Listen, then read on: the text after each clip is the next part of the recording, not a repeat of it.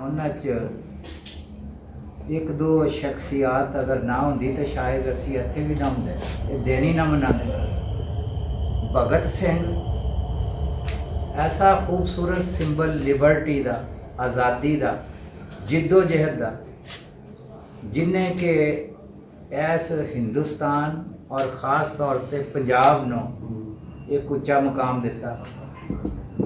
मैं जिस तरह ये बारे एनालिसिस किया, राजा साहब ने, साडे दूसरे साथियों ने, मैं बिल्कुल उन्हां दे हमनुमा उस जिद्दोजहद नूं उसी तरह सलाम पेश करना। ज़रा थोड़ी जी ज़रा मुख्तलिफ एंगल तो मैं देखना है इस चीज़ को कि अज कल का सीगा मेरा प्रोग्राम कि इत्थे आना जिद्दोजहद लई उन्होंने सलाम पेश करना, ट्रिब्यूट पेश करना। तो अज सवेरे कोई 10-12 बंदियां नूं मैं मिलिया, 10-12 बंदियां नूं मैं दस्सिया कि भी अज उन्हां च कुछ लोग ज़्यादातर, क्योंकि तुसी अपने महल्ले च इधर चेहरा करो, इधर अख चुको, तो तुहानू हर बन्ने वो जिहड़ी मजहबी शिद्दत पसंदी दी एक लहर आई हुई है मुल्क विच, उहदे विच रंगे लोग ही लभदे ने।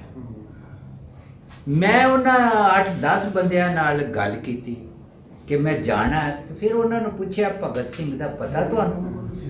तो बड़ी हैरानगी हुई। उन्हां च हर तरह के लोग सीगे, कुछ दरम्याने पढ़े लिखे, कुछ अच्छे पढ़े लिखे, और कुछ सिक्योरिटी गार्ड या इस टाइप के लोग। तो बड़ा देख के सुन के अफसोस होया मैनू कि उन्हां चों 10 चों 3 बंदे जानते सी भगत सिंह। साडा हीरो, मैं जिस जगह ते रहना वा उस तो 5-7 किलोमीटर दूर ही अटारी है। आज तो मेरे हाथ 3 या 4 साल पहले मोदी उत्थे आया, उसनों खराजे अकीदत पेश किया।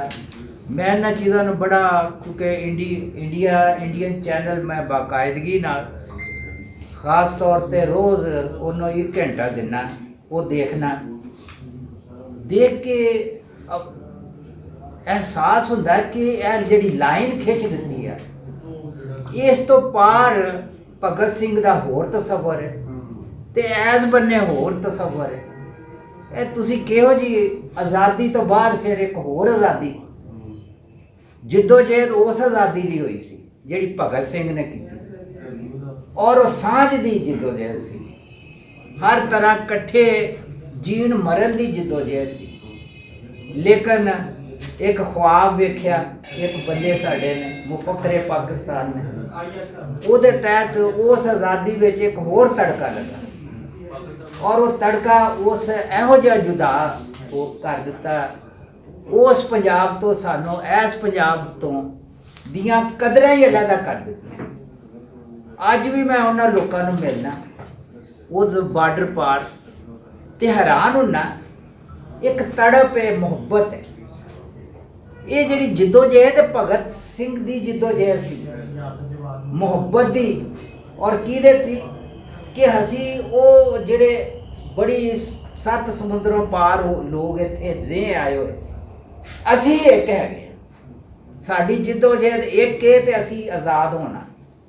अगर वही अज ख्वाब उस ख्वाब के तहत यह धरती हुंदी, तो मैं देखना दुनिया की 11वीं वड्डी मुईशत सी हिंदुस्तान। अज तुसी वेखो अपना अंजाम वेखो किस नंबर ते चले गए। इस जिद्दोजहद का की नतीजा होया जिहड़ी दूसरी जिद्दोजहद शुरू हुई। तो मैं यो कहना वा कि इस जिद्दोजहद नूं जिहड़ी भगत सिंह ने की है, मैं उस जगह ते गया जड़ां वाले, भगत सिंह का घर देखा, वो पंजाब का, हिंदुस्तान का एडा वड्डा लीडर, उहदा घर दे विच कम से कम उन्होंने तुसी असासा डिकलेयर करो। एक उहदे वास्ते तुसी बाकायदा उत्थे लोकां दी रसाई दा तरीका आसान बनाओ। उत्थे जाके भी नाल दे पिंड नूं पुछया कि भी है जिहड़ा, ते हैरान होया कि भी एडा वड्डा हीरो उत्थे आम लोकां नूं पता ही नहीं गा। उस पिंड गया, उस जगह ते देखा वो ही किराएदार लोग या वो किराएदार कह रहे उस जगह ते लोग जेड़े रह रहे हैं हुण उस तो बाद वो ही कोठा है जी इस तरह सी इस तरह मैनू अंदर लै गए दिखाया सारा ते मैं देखा कि तुसी ऐस धरती दे ऐस हीरो ना ऐ सलूक कर रहे वो मैं यो कहना कि इस चीज़ नू सांझ बनाओ ए बार्डर दी लाइन चलो खिंची लई यार मुहब्बत ते तुसी वो पैदा करो जिहड़ी भगत सिंह ने आगाज़ किया सीगा और वो सी कि तुसी असी इकट्ठे रहना वो हर किसी लिए हर कम्यूनिटी लिए आज़ाद जिद्दोजहद सी ते मैं देख के अफसोस हुंदा कि भगत सिंह नू अज मैं जिन्हां 10 बंदियां ना वो नहीं जानते और इत्थे असी खुशकिस्मत है कि असी तो उस ग्रुप का हिस्से हैं कि कम से कम जिन्ना चिर जिंदा है अज तो तुसी 50 साल पहले देख लो ये चीज़ां कितनियां हाईलाइट करने वाले लोग सीगे किवें घट होंदे जा रहे हैं किवें ओहदे विच फैज़ अहमद फैज़ बाकी लोग तुसी सारे देखो किड्डा वड्डा ग्रुप सीगा हुण भी है ने लोग लेकिन वो जिहड़ा कहंदे आ रोशनी फैलाण दा वो तरीका जिवें उस वक्त सीगा वो घट होया वधाओ इन्हों हत्थ विच हत्थ पजाओ दोवें पंजाब हत्थ विच हत्थ पाण और मिलन और एक चीज़ नूं वधाण अगे जिहदे जिद्दोजहद भगत सिंह ने कीती सी अवेयरनैस क्यों एक मजहब दे चक्कर विच असी आके तकसीम क्यों कर लईए इन्नी असी एक हैगे हाँ एक रहना ते एक इंशाअल्लाह हुण साडे वर्गे लोग जिहड़ी जिद्दोजहद कर रहे सारे लोग ये बड़े वड्डे सितारे ने एक एक बंदा एक बड़ा वड्डा सितारा रोशनी बखेरना चाहता कोई प्रॉपर चैनल मिल इन्होंने मिले बड़े बड़े कमाल दे लोग ने हर बंदा एक कमाल दा मैं यो ही कहांगा कि भगत सिंह नूं ट्रिब्यूट पेश करन दा तरीका है कि असी वो जेड़े असूल मुहब्बत जिद्दोजहद असी तो सिर्फ वो ही कहना कि अंग्रेज़ ये वो मुहब्बत जिद्दोजहद इकट्ठी सांझ दी उन्होंने फरोग देने का वक्त है उस चीज़ नूं लैके जाण दा और वो है कि उधर भी लैन तो पार ते इधर भी लैन तो पार बार्डर सी कट्ठे होइए जिद्दोजहद करिए प्यार मुहब्बत करिए और वो मुहब्बत जिहदे वास्ते जिद्दोजहद कीती उस नूं असी अगे वधाना कम से कम साडा जिन्ने लोग बैठे ने उम्मीद है कि अपनी अपनी जगह पे रोल प्ले करेंगे बहुत खुशी हुई है अज की महफिल नूं देख के राजा साहब की खास तौर पर मशहूर है गया कि यहो जिहियां महफिलां सजाते हैं बहुत मेहरबानी और वो तो साडे जगमगाते सितारे ने खूबसूरत चेहरा और सिंह जिहड़ा पाकिस्तान बनया ही भगत सिंह के नज़रियात की नफी करके जे भगत सिंह नूं इत्थे ग्लोरीफाई करना सी ते पाकिस्तान बनाउण दा कोई तुक नहीं सी भगत सिंह के नज़रियात सैकुलरिज्म के नज़रियात सी भगत सिंह के नज़रियात मजहब तो बाला होकर लोग सोचण की गल हैगी सी ते पाकिस्तान तो बनया मजहब की गुंजाइश है इस वास्ते इत्थे किहनूं पता होना असीं हुणे गए सी उत्थे शादमाल असीं खलोते सी ते एक बच्चा आया वे बड़ा कोई 20-22 साल का होना कहता बाबा जी इत्थे क्यों खलोते जे असीं क्या भगत सिंह का डे है कहता वो कौन सी मैं क्या बड़ा फ्रीडम फाइटर सी कहता अच्छा तो यह पाकिस्तान का मुखालफ सी कि हामी सी यानी गल है वे कि भगत सिंह के बारे जो तुसी इजहार किया ना कि लोगों को पता नहीं है भी लोगों को क्यों पता होवे भगत सिंह जोड़ा वे वो नफी करके बनया 62 च वो जी जगह वे इंडिया में देती है जिथे ओदियां जाके किया गया सी अस्थियां जिथे पाइया गई वो असी आप दिता अयूब खां के दौर च इस वास्ते यह तो पहली गल तो पल्ले बनने वाली है कि पाकिस्तान बनया ही भगत सिंह के नज़रियात की नफी करके दूजी जी गल है कि सुलह होनी चाहिए भी सुलह होनी चाहिए लेकिन मेरा होर ख्याल है भगत सिंह तो असी जो साढ़े को नॉलेज है ना भगत सिंह के बारे वो बड़ा पुराना है और तुसी देखो कि इत्थे पाकिस्तान च हाई कोर्ट है जिहदे च सजाए मौत हुई साढ़े कोल ते ऐसे किसी को बंदे कोल ओहदी फाइल नहीं हैगी कि यार वो केस की फाइल हैगी कोई किसी को नहीं हैगी अज असीं उत्थे गए हैं लोगों ने पूछा यार किसी को फाइल है मनु एक बंदे ने कहा मैं एजाज नूं कहा रोशन लाल नूं कि यार 10,000 बंदा मंगदा कि 10,000 रुपया मंगदा वो तो पूरी फाइल की तुहानूं फोटो कापी करा देना जिहड़ी हाई कोर्ट च फाइल है वो पूरी फाइल की मैं फोटो कापी करा देना गल है जी कि भगत सिंह के बारे च ਹੁਣ ਇਹਨੂੰ ਸਿੰਬਲ ਆਫ ਫਰੀडम ਤੇ ਉਦੋਂ ਮੰਨਿਆ। ਅੱਜ ਉਹਦੀ ਕੋਈ ਰੈਲੇਵੈਂਸ ਨਹੀਂ ਹੈਗੀ ਭਗਤ ਸਿੰਘ ਦੀ, ਅੱਜ ਉਹਦੀ ਕੋਈ ਅਹਿਮੀਅਤ ਵੀ ਨਹੀਂ ਹੈਗੀ, ਕਿਉਂਕਿ ਅੱਜ ਜੋ ਉਹਨੇ ਕੀਤਾ ਵੇ ਅੱਜ ਕੋਈ ਕਰੇ ਤਾਂ ਅਸੀਂ ਉਹਨੂੰ ਦਹਿਸ਼ਤਗਰਦ ਕਵਾਂਗੇ। ਕਿਉਂਕਿ ਅੱਜ ਕਿਸੇ ਦਾ ਇਨਫਰਾਦੀ ਕਤਲ, ਭਾਵੇਂ ਉਹ ਹਕੂਮਤੀ ਅਹੁਦੇਦਾਰ ਹੋਵੇ ਤੇ ਭਾਵੇਂ ਰਿਆਸਤੀ ਅਹੁਦੇਦਾਰ ਹੋਵੇ, ਉਹਦਾ ਜਿਹੜਾ ਕਤਲ ਹੈਗਾ ਵੇ ਅਸੀਂ ਉਹਨੂੰ ਦਹਿਸ਼ਤਗਰਦੀ ਕਵਾਂਗੇ। ਕਿਉਂਕਿ ਅਸੀਂ ਉਹਨੂੰ ਉਹ ਭਗਤ ਸਿੰਘ ਤੇ ਇੱਕ ਆਮ ਅੱਜ ਦੇ ਦੌਰ ਦੇ ਟੈਰਰਿਸਟ 'ਚ ਕੀ ਫਰਕ ਹੈਗਾ।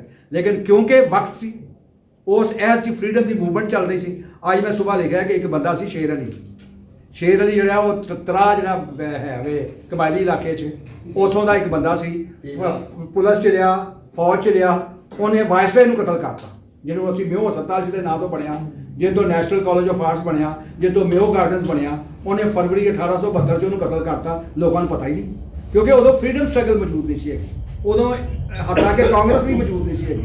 ਜਦੋਂ ਉਹਨੇ ਸਾਰਜੈਂਟ ਨੂੰ ਮਾਰਿਆ, ਔਰ ਤੁਹਾਨੂੰ ਪਤਾ ਉਹ ਇਨੋਸੈਂਟ ਬੰਦਾ ਸੀ ਜਿਹੜਾ ਜਿਹਨੂੰ ਮਾਰਿਆ ਭਗਤ ਸਿੰਘ ਨੇ, ਸਾਂਡਰਸ ਜਿਹੜਾ ਉਹ 21 ਸਾਲ ਦਾ ਸੀ, ਉਹਨੇ ਇੱਕ ਦਿਨ ਪਹਿਲੇ ਆ ਕੇ ਚਾਰਜ ਲਿਆ ਸੀ, ਉਹਨੂੰ ਕੁਝ ਪਤਾ ਨਹੀਂ ਸੀ ਕਿ ਕੀ ਵਾਕਿਆ ਹੋਇਆ। ਮਾਰਨਾ ਤਾਂ ਜੇਮਸ ਸਕਾਟ ਨੂੰ ਸੀ, ਮਾਰ ਦਿੱਤਾ ਸਾਂਡਰਸ ਨੂੰ। ਤੇ ਇਹ ਵੀ ਤੁਹਾਨੂੰ ਪਤਾ ਕਿ ਸਾਂਡਰਸ ਦਾ ਕਿ ਇਹਨੂੰ ਮਾਰ ਦੇ, ਭਗਤ ਸਿੰਘ ਨੂੰ ਇਸ਼ਾਰਾ ਕੀਤਾ ਜੇ ਗੋਪਾਲ ਨੇ। ਜੇ ਗੋਪਾਲ ਉਹ ਬੰਦਾ ਵੇ ਜਿਹਨੇ ਭਗਤ ਸਿੰਘ ਦੇ ਖਿਲਾਫ ਅਦਾਲਤ ਦੇ ਵਿੱਚ ਵਾਦਾ ਮਾਫ ਗਵਾਹ ਬਣਿਆ, ਉਹ ਜੇ ਗੋਪਾਲ ਜਿਹੜਾ ਹੈਗਾ। ਫਿਰ ਜਿਹੜਾ ਬੰਦਾ ਸਾਂਡਰਸ ਦੀ ਕਬਰ ਇੱਥੇ ਵੇ, ਮੈਨੂੰ ਤੇ ਹੁਣ ਅੱਜ ਮੈਂ ਦੱਸਿਆ ਵੇ ਮਾਸਟਰ ਅਮੀਰ ਸਾਹਿਬ ਦੇ ਪੁੱਤਰ ਨੇ ਕਿ ਉਹਨੇ ਮੈਨੂੰ ਤਸਵੀਰ ਭੇਜੀ ਹੈ ਕਿ ਸਾਂਡਰਸ ਦੀ ਕਬਰ ਗੋਰਾ ਕਬਰਸਤਾਨ 'ਚ। ਮੈਨੂੰ ਤੇ ਅੱਜ ਤੱਕ ਨਹੀਂ ਸੀ ਪਤਾ, 72 ਸਾਲ ਦਾ ਮੈਂ ਲਾਹੌਰ 'ਚ ਰਹਿ ਰਿਹਾ, ਲਾਹੌਰ ਦਾ ਜੰਮ ਪਾ ਲੇਗਾ। ਇਸ ਵੇਲੇ ਭਗਤ ਸਿੰਘ ਦੇ ਬਾਰੇ ਸਾਡਾ ਜਿਹੜਾ ਨੌਲੇਜ ਹੈ, ਸਾਡੀ ਜਿਹੜੀ ਮਾਲੂਮਾਤ ਨੇ ਉਹ ਬਹੁਤ ਹੀ ਪਸਮਾਨਦਾ ਨੇ, ਔਰ ਲੇਟੈਸਟ ਜਿਹੜੀਆਂ ਮਾਲੂਮਾਤ ਨੇ। ਮੈਂ 2-3 ਦਿਨ ਤੋਂ ਲੱਗਿਆ ਸੀ, ਲੋਕਾਂ ਨੇ ਬੜਾ ਮੈਨੂੰ ਥੱਪੀਆਂ ਕਿ ਝੂਠ ਲਿਖ ਰਿਹਾ, ਇਹ ਕਰ ਰਿਹਾ, ਉਹ ਕਰ ਰਿਹਾ, ਕਿ ਬਈ ਸਾਨੂੰ ਉਹਦੀ ਫਾਈਲ ਦੇ ਨਹੀਂ ਪਤਾ। ਇੰਡੀਆ 'ਚ ਬਹੁਤ ਕੰਮ ਹੋਇਆ, ਔਰ ਇੰਡੀਆ 'ਚ ਇੱਕ ਹੋਰ ਮਸਲਾ ਵੀ ਬਣ ਕਾਫੀ ਗਿਆ। ਕੰਮ ਇੰਡੀਆ ਦੇ ਵਿੱਚ ਭਗਤ ਸਿੰਘ ਜਿਹੜਾ ਨਾ ਵੋਟ ਬੈਂਕ ਦਾ ਚੱਕਰ ਹੈਗਾ, ਠੀਕ ਹੈ ਜੀ। ਅੱਛਾ, ਇਹ ਵੋਟ ਬੈਂਕ ਦਾ ਚੱਕਰ ਹੈਗਾ। ਤੁਸੀਂ ਦੇਖੋ ਕਿ ਭਗਤ ਸਿੰਘ ਜਿਹੜਾ ਉਹ ਤੇ ਦਹਿਰੀਆ ਸੀ, ਉਹਨੇ ਕਿਹਾ ਵਾਈ ਆਮ ਨਾਟ ਈਸਟ, ਉਹਨੇ ਕਿਤਾਬ ਵੀ ਲਿਖੀ ਕਿ ਮੈਂ ਦਹਿਰੀਆ ਕਿਉਂ ਹੂੰ। ਲੇਕਿਨ ਉਹਨੂੰ ਬੀਜੇਪੀ ਵੀ ਓਨ ਕਰਦੀ ਹੈ, ਉਹਨੂੰ ਅਕਾਲੀ ਦਲ ਵੀ ਓਨ ਕਰਦੀ ਹੈ, ਉਹਨੂੰ ਕਮਿਊਨਿਸਟ ਵੀ ਓਨ ਕਰਦੇ ਨੇ। ਉਹਦੀ ਵਜ੍ਹਾ ਹੈ ਕਿ ਹਿੰਦੁਸਤਾਨ ਦੇ ਜਿਹੜੇ ਸਿੱਖ ਨੇ ਉਹਨਾਂ ਕੋਲ ਕੋਈ ਆਲਟਰਨੇਟਿਵ ਨਹੀਂ ਹੈਗਾ। ਹਿੰਦੁਸਤਾਨ ਦੇ ਮੁਸਲਮਾਨ ਕਹਿੰਦੇ ਨੇ, ਉਹ ਕੁਛ ਹਿੰਦੂ ਕਹਿੰਦੇ ਨੇ ਆਪਨੇ ਕਿਆ ਕੀਆ ਆਜ਼ਾਦੀ के लिए, ਉਹ ਕਹਿੰਦਾ ਬਿਲਕੁਲ ਆਜ਼ਾਦ। ਸਿੱਖ ਕੀ ਕਹਿਣ, ਉਹ ਕਹਿੰਦੇ ਨੇ ਭਗਤ ਸਿੰਘ। ਔਰ ਤੁਸੀਂ ਦੇਖੋਗੇ ਉੱਥੇ, ਅਗਰ ਮੈਂ ਅੰਮ੍ਰਿਤਸਰ ਗਿਆ ਵਾਂ ਤੇ ਉੱਥੇ ਜਲਿਆਂਵਾਲੇ ਬਾਗ 'ਚ ਫਿਰ ਰਿਹਾ ਸੀ ਤੇ 2-4 ਮੁੰਡੇ ਜਿਹੜੇ ਨੇ ਬੰਦੇ, ਉਹਨਾਂ ਨੇ ਭਗਤ ਸਿੰਘ ਦਾ ਸਟਾਈਲ ਬਣਾਇਆ, ਉਹੋ ਜਿਹਾ ਹੈਟ ਪਾਇਆ, ਮੁੱਛਾਂ ਰੱਖੀਆਂ, ਉੱਥੇ ਫਿਰਦੇ ਨੇ। ਉਹ ਵੋਟ ਬੈਂਕ ਦਾ ਚੱਕਰ ਵੀ ਹੈਗਾ। ਹੁਣ ਭਗਤ ਸਿੰਘ ਜਿਹੜਾ ਵੇ ਮੇਰੇ ਖਿਆਲ 'ਚ ਸਾਡੇ ਵਾਸਤੇ ਤੇ ਪਹਿਲੇ ਰੈਲੇਵੈਂਟ ਨਹੀਂ ਸੀ ਪਾਕਿਸਤਾਨ 'ਚ, ਉੱਥੇ ਦੇ ਰੈਲੇਵੈਂਟ ਸੀ, ਲੇਕਿਨ ਹੁਣ ਉਹ ਕੋਈ ਜਿਹੜਾ ਹੈਗਾ ਨਾ ਰੈਲੇਵੈਂਟ ਕਰੈਕਟਰ ਨਹੀਂ ਹੈਗਾ। ਬਸ ਉਹਨੂੰ ਤੁਸੀਂ ਇਹ ਕਹਿ ਸਕਦੇ ਹੋ ਕਿ ਉਹ ਉਦੋਂ ਬਾ ਠੀਕ ਸੀ, 1931 'ਚ ਤਾਂ ਠੀਕ ਸੀ, ਲੇਕਿਨ 2024 ਦੇ ਵਿੱਚ ਉਹਦੀ ਜਿਹੜੀ ਜਦੋਜਹਿਦ ਜਿਹੜੀ ਉਹਦੀ ਗੱਲ ਹੈ, ਉਹ ਮੇਰੇ ਖਿਆਲ 'ਚ, ਤੁਸੀਂ ਆਪਣਾ ਐਗਰੀ ਨਾ ਐਗਰੀ ਕਰਨ ਦਾ ਤੁਹਾਡਾ ਹੱਕ ਹੈਗਾ, ਉਹ ਇਰਰੈਲੇਵੈਂਟ ਹੋ ਚੁੱਕੀ ਹੈ। ਭਗਤ ਸਿੰਘ ਨੂੰ ਉੱਥੋਂ ਹੀ ਰੱਖਣਾ ਚਾਹੀਦਾ। ਅੱਜ ਕਿਸੇ ਭਗਤ ਸਿੰਘ ਦੀ ਲੋੜ ਨਹੀਂ ਹੈਗੀ। ਅੱਜ ਭਗਤ ਸਿੰਘ ਜਿਹੜਾ ਵੀ ਹੋਏਗਾ ਅਸੀਂ ਉਹਨੂੰ ਦਹਿਸ਼ਤਗਰਦੀ ਕਵਾਂਗੇ। Thank you very much. ਕੁਝ ਗੱਲਾਂ ਐਸੀਆਂ ਹੋਈਆਂ ਨੇ, ਉਹ ਮੈਂ ਥੋੜ੍ਹੀਆਂ ਜਿਹੀਆਂ ਕਰੈਕਟ ਕਰਨਾ ਚਾਹੁੰਦਾ। ਇੱਕ ਜ਼ਾਹਰ ਸਾਹਿਬ ਨੇ ਕਿਹਾ ਸੀ ਕਿ ਉਹਨਾਂ ਦੀ ਰਹਿਮ ਦੀ ਅਪੀਲ ਜਿਹੜੀ ਕਿਸੇ ਨੇ ਨਹੀਂ ਸੀ ਕੀਤੀ, ਉਹਨਾਂ ਦੇ ਬਾਪ ਨੇ ਕੀਤੀ ਸੀ ਰਹਿਮ ਦੀ ਅਪੀਲ। ਔਰ ਇਹਦੇ ਉੱਤੇ ਫਿਰ ਭਗਤ ਸਿੰਘ ਨੇ ਆਪਣੇ ਪਿਓ ਦੇ ਨਾਲ ਇhtਜਾਜ ਵੀ ਕੀਤਾ ਸੀ ਕਿ ਤੁਸੀਂ ਇਹ ਜਿਹੜਾ ਨਾ ਮਾਮਲਾ ਗਲਤ ਕੀਤਾ ਗਿਆ, ਕਿਉਂਕਿ ਭਗਤ ਸਿੰਘ ਖੁਦ ਜਿਹੜਾ ਹੈ ਉਹ ਰਹਿਮ ਦੀ ਅਪੀਲ ਦੇ ਹੱਕ ਦੇ ਵਿੱਚ ਨਹੀਂ ਸੀਗਾ। ਦੂਸਰਾ ਹੈਗਾ ਕਿ ਭਗਤ ਸਿੰਘ ਨੂੰ ਜਿਹੜਾ ਹੈ ਉਹਦੇ ਜ਼ਿਹਨੀ ਇਰਤਕਾ ਦੇ ਹਵਾਲੇ ਨਾਲ ਦੇਖਣ ਦੀ ਲੋੜ ਹੈ। ਅਸੀਂ ਜਿਹੜਾ ਹੈ ਚੀਜ਼ਾਂ ਨੂੰ ਕੁੱਟ ਕੇ ਅਗਰ ਬਿਆਨ ਕਰਾਂਗੇ ਤੇ ਉਹ ਬਿਲਕੁਲ ਉਸ ਤੋਂ ਹੋਰ ਪਾਸੇ ਜਿਹੜਾ ਨਾ ਉਹ ਟੁੱਟ ਜਾਣਗੀਆਂ। ਭਗਤ ਸਿੰਘ ਦਾ ਜਿਹੜਾ ਜੰਮਪਲ ਹੈ ਉਹ ਭਗਤ ਜਿਹੜੀ ਗਦਰ ਲਹਿਰ ਹੈ ਉਸ ਦੇ ਵਿੱਚ ਹੋਇਆ ਹੈ। ਉਹਦਾ ਜਿਹੜਾ ਜ਼ਿਹਨੀ ਗਰੋਹ ਹੈ ਉਹ ਵੀ ਗਦਰ ਲਹਿਰ ਦੇ ਵਿੱਚ ਹੋਇਆ ਹੈ। ਔਰ ਉਹਨਾਂ ਦਾ ਜਿਹੜਾ ਘਰ ਸੀ ਉਸ ਵਕਤ ਦੇ ਜਿਹੜੇ ਹੈ ਸਨ ਯੋਧੇ, ਉਹਨਾਂ ਦਾ ਮਰਕਜ਼ ਸੀ। ਉੱਥੇ ਉਹ ਬਹਿਸਾਂ ਵੀ ਹੁੰਦੀਆਂ ਸਨ, ਉੱਥੇ ਉਹ ਆਪਣਾ ਵਿਚਾਰ ਵਟਾਂਦਰਾ ਵੀ ਹੁੰਦਾ ਸੀ। ਔਰ ਫਿਰ ਸਭ ਤੋਂ ਜਿਹੜਾ ਵੱਡਾ ਅਸਰ ਪਾਇਆ ਨਾ ਉਹ ਜਲਿਆਂਵਾਲੇ ਬਾਗ ਨੇ ਪਾਇਆ। ਉਸ ਦੀ ਜਿਹੜੀ ਗਰੂਮਿੰਗ ਸੀ ਜਿੱਥੇ ਉਹ ਇਸ ਮਾਮਲੇ ਤੱਕ ਪਹੁੰਚਿਆ। ਲੇਕਿਨ ਉਹ ਜਿਹੜਾ ਕਤਲ ਜਿਹੜਾ ਸਾਂਡਰਸ ਦਾ ਹੋਇਆ ਉਸ 'ਤੇ ਵੀ ਉਸਨੇ ਸਟੇਟਮੈਂਟ ਦਿੱਤੀ ਕਿ ਇੱਕ ਬੇਗੁਨਾਹ ਦਾ ਕਤਲ ਹੋਇਆ। ਉਸਨੇ ਇਹ ਨਹੀਂ ਕਿਹਾ ਕਿ ਮੈਂ ਕੋਈ ਫਖਰ ਕੀਤਾ ਹੈ ਜਾਂ ਦੂਸਰਾ ਕੀਤਾ। ਜਿਹੜੀ ਦੂਸਰੀ ਵਾਰਦਾਤ ਸੀ ਉਹ ਜਿਹੜੀ ਸੀ ਉਹਦੇ ਵਿੱਚ ਉਹ ਅਸੈਂਬਲੀ ਵੀ ਉਡਾ ਸਕਦਾ ਸੀ, ਲੇਕਿਨ ਉਸਨੇ ਕਿਹਾ ਕਿ ਅਸੀਂ ਜਿਹੜੇ ਲੋਕ ਬੋਲੇ ਹੋ ਗਏ ਨੇ ਉਹਨਾਂ ਨੂੰ ਜਗਾਉਣ ਲਈ ਇਹ ਜਿਹੜੀ ਹਰਕਤ ਕੀਤੀ। ਉੱਥੇ ਉਹਨਾਂ ਨੇ ਪੰਫਲੇਟ ਵੀ ਸੁੱਟੇ ਔਰ ਆਪਣੀ ਗ੍ਰਿਫਤਾਰੀ ਵੀ ਦਿੱਤੀ। ਔਰ ਉਸ ਤੋਂ ਬਾਅਦ ਅਸੀਂ ਇਹ ਵੀ ਦੇਖਦੇ ਹਾਂ ਕਿ ਹੌਲੇ ਹੌਲੇ ਉਹ ਜਿਹੜਾ ਨਾ ਨਜ਼ਰੀਆਤ ਦੀ ਗੱਲ ਕਰਦਾ ਪਿਆ। ਮਸਲਨ ਕਿ ਉਹ ਫਰੀडम ਤੋਂ ਫਿਰ ਜਿਹੜਾ ਨਾ ਤਬਕਾਤੀ ਨਿਜ਼ਾਮ ਵੱਲ ਵੀ ਆਉਂਦਾ। ਔਰ ਉਹਦੀਆਂ 2 ਸਟੇਟਮੈਂਟਾਂ ਜਿਹੜੀਆਂ ਨੇ ਉਹ ਬੜੀਆਂ ਮਸ਼ਹੂਰ ਨੇ। ਇੱਕ ਨੇ ਕਿਹਾ ਕਿ ਅਗਰ ਇਹ ਕਿੱਤਾ ਜਿਹੜਾ ਮਜ਼ਹਬ ਦੇ ਨਾਂ 'ਤੇ ਤਕਸੀਮ ਹੋਇਆ ਕਿ ਕਈ ਪੁਸ਼ਤਾਂ ਜਿਹੜੀਆਂ ਨੇ ਉਹ ਅਸੀਂ ਅੱਗ ਬੁਝਾਉਂਦੇ ਬੁਝਾਉਂਦੇ ਮੁੱਕ ਜਾਣੀਆਂ। ਔਰ ਇਹ ਜਿਹੜੀ ਗੱਲ ਹੈ ਤਾਰੀਖ ਦੇ ਹਵਾਲੇ ਦੇ ਨਾਲ ਦਰੁਸਤ ਸਾਬਤ ਹੋਈ ਹੈ। ਔਰ ਜਿਹੜਾ ਇਨਕਲਾਬ ਦੇ ਬਾਰੇ ਜਿਹੜੀ ਉਹਨਾਂ ਦੀ ਗੱਲ ਹੈ ਉਹ ਤਾਂ ਤੁਹਾਨੂੰ ਆਪਣਾ ਅਮਜਦ ਰਸ਼ੀਦ ਸਦੀਕੀ ਸਾਹਿਬ ਨੇ ਉਹ ਦੱਸਦੇ ਉਹਨੇ ਕਿਹਾ ਕਿ ਇਨਕਲਾਬ ਜਿਹੜਾ ਉਹ ਕੋਈ ਲਗਾ ਬੰਦਿਆਂ ਨਹੀਂ ਹੁੰਦਾ, ਉਹਦੀ ਕੋਈ ਟਾਈਮਿੰਗ ਨਹੀਂ ਹੁੰਦੀ, ਉਹ ਕੋਈ ਖਿਡੌਣਿਆਂ ਦਾ ਖੇਲ ਨਹੀਂ ਹੈਗਾ, ਉਹ ਨਜ਼ਰੀਆਤ ਦਾ ਖੇਲ ਹੈ। ਔਰ ਉਹ ਜਿਹੜਾ ਜਨਮ ਲੈਂਦਾ ਹੈ ਮੁਆਸ਼ੀ ਹਾਲਾਤ ਤੋਂ, ਸਮਾਜੀ ਹਾਲਾਤ ਤੋਂ ਔਰ ਸਿਆਸੀ ਹਾਲਾਤ ਤੋਂ ਜਨਮ ਲੈਂਦਾ ਹੈ। ਉਹਨੂੰ ਕੋਈ ਅਸੀਂ ਪੈਦਾ ਨਹੀਂ ਕਰਦੇ, ਉਹਨੂੰ ਉਹ ਹਾਲਾਤ ਪੈਦਾ ਕਰਦੇ ਨੇ। ਸਾਡਾ ਸਿਰਫ ਕੰਮ ਹੁੰਦਾ ਹੈ ਕਿ ਉਹਨੂੰ ਅੱਗੇ ਵੱਧ ਕੇ ਉਹਨਾਂ ਹਾਲਾਤਾਂ ਨੂੰ ਮੁਨਜ਼ਮ ਇੱਕ ਪਾਰਟੀ ਮੁਨਜ਼ਮ ਕਰਕੇ ਤੇ ਇਨਕਲਾਬ ਦੀ ਸ਼ਕਲ ਦੇ ਵਿੱਚ ਜਿਹੜਾ ਹੈ ਉਹ ਢਾਲ ਦੇਣਾ। ਉਹ ਬੜੀ ਜ਼ਰੂਰਤ ਹੈ ਕਿ ਉਹਦੇ ਸਾਰੇ ਬਿਆਨਾਤ ਨੂੰ ਜਿਹੜਾ ਨਾ ਪੜ੍ਹਿਆ ਜਾਵੇ ਔਰ ਉਸ ਨੂੰ ਮੁੱਖ ਰੱਖ ਕੇ ਜਿਹੜਾ ਨਾ ਕਿ ਉਹਦਾ ਜਿਹੜਾ ਜ਼ਿਹਨ ਹੈ ਉਹ ਅੱਗੇ ਵੱਲ ਨੂੰ ਸਫ਼ਰ ਕਰਦਾ ਪਿਆ। ਤੇ ਮੈਂ ਸਮਝਦਾ ਕਿ ਜਿਹੜਾ ਐਵੋਲੂਸ਼ਨ ਹੈ ਉਹ ਪਹਿਲਾਂ ਵੀ ਠੀਕ ਸੀ, ਐਵੋਲੂਸ਼ਨ ਹੁਣ ਵੀ ਠੀਕ ਹੈ ਤੇ ਆਉਣ ਵਾਲੇ ਸਮੇਂ ਦੇ ਵਿੱਚ ਵੀ ਐਵੋਲੂਸ਼ਨ ਹੀ ਠੀਕ ਹੋਏਗਾ। ਤੁਹਾਡੇ ਸਾਰਿਆਂ ਦਾ ਬਹੁਤ ਬਹੁਤ ਧੰਨਵਾਦ। Thank you.